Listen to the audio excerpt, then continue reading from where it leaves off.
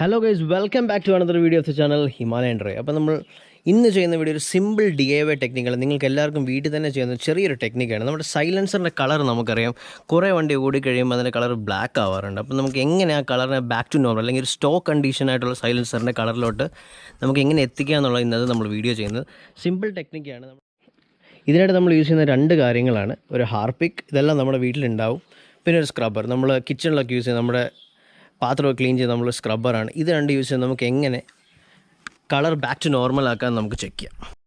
Basically first നമ്മൾ ചെയ്യേണ്ടത് കുറച്ച് ഹാർപിക് എടുക്കുക, അത് നമ്മുടെ സ്ക്രബ്ബറിലോട്ട് കുറച്ചിടുക.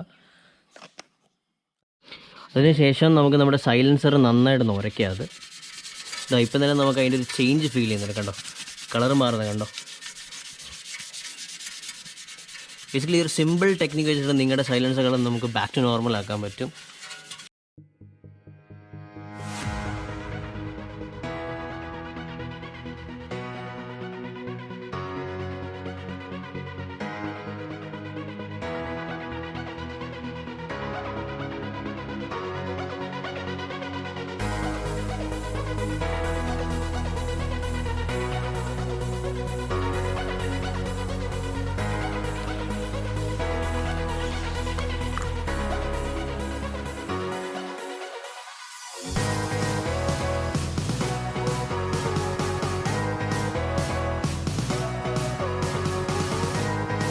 അപ്പോൾ നിങ്ങൾക്ക് എല്ലാവർക്കും ഈ ഒരു സിമ്പിൾ ടെക്നിക്ക് യൂസ് ചെയ്ത് നിങ്ങളുടെ സൈലൻസിൻ്റെ കളർ ബാക്ക് ടു നോർമൽ ആക്കാവുന്നതാണ്.